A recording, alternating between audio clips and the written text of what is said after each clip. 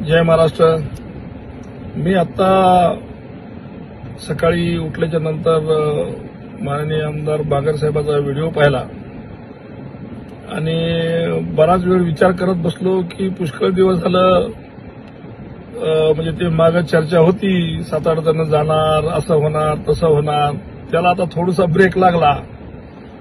आता शिंदे साहेबांचं आणि फडणवीसांचं थोडंसं भानगडी चालल्या की लगेच आपल्या बांगर साहेबांना सुरू केलं, नागेश पाटील आमचे असंच आज नाही उद्या होणार, काय की गणित लागणार, काय की वजाबाकी गुन्हाकार ह्यो त्यो। ते बांगर साहेब काय कस काय हिंगोली काय फिसकटला का काय, जरा वाळू घसरली वाटायला पायाखालची म्हणून हे चालू आहे का? असं केल्याच्या नंतर काही फरक पडत नसते। नागेश पाटील काय चीज आहे सगळ्या दुनियाला माहित आहे, तुम्ही काही बोललं तरी काही फरक पडणार नाही।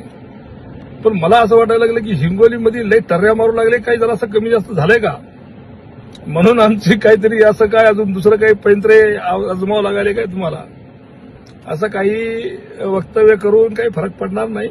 काम करा, मेहनत करा, लोकांना खुशामती करा, लोकांना हात जोडा। असं काय दंडकत दाखवल्यानं होईना, हात जोडा, होईल काही ना काहीतरी। पण अशा अफवा केल्यानं काही फरक पडत नसतो आणि ते पण अशा टायमाला अफवा केल्यानं काही फरक पडत नसतो। त्यामुळे आपल्या सगळ्यांना विनंती करतो बांधवांनो, असे व्हिडिओ आता रोज काही ना काहीतरी बिनबुडाची गाडी आता काही चालू राहतील। त्यामुळे सावध राहा अशा गोष्टीपासून। नागेश पाटील काय चीज आपल्या सगळ्याला माहिती आहे आणि आज हिंगोली लोकसभा मतदारसंघामध्ये जवळपास 5 ते 6 जागी नगरपालिकेचे नगराध्यक्ष आणि नगरपालिका निवडून येण्यासारखी परिस्थिती आज निर्माण झालेली आहे आणि यांच्यातच पायपोस नाही, उगाच दुसऱ्याला बोलून काय फायदा आहे आणि दुसऱ्यावर टीका टिप्पणी करून किंवा असं काही बोलून। ते एक हिंदीमध्ये शेर आहे, सबको मालूम है क्या है लेकिन साला कॉमेडी बड़ी अच्छी कर लेता है। असं भानगड आहे, तर त्यामुळं याच्यावर काही ध्यान देऊ नका। या अशा गोष्टी चालत राहणार, आता काही पण लावत राहतील।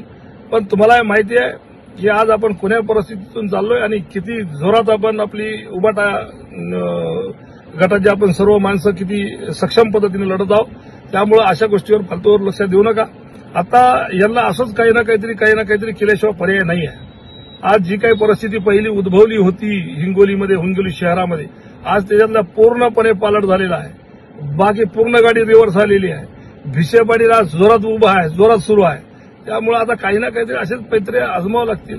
आज कळमनुरीमध्ये 1 नंबरची परिस्थिती आपलीच आहे। त्यामुळे हे असं गोष्टी होत राहणार आहेत। त्यामुळे आपण याच्याकडे काही लक्ष घालू नका मित्रांनो। आपल्या जोरात काम करा। कोणत्याही परिस्थितीमध्ये उद्धव बाळासाहेब ठाकरेच्या पाठीशी खंबीरपणे उभे राहा आणि मी पण उभा आहे आणि काळजी करायची काही आवश्यकता नाही। आपण कोणत्याही परिस्थितीत नगरपालिका जिंकू म्हणजे जिंकू। धन्यवाद। जय हिंद, जय महाराष्ट्र।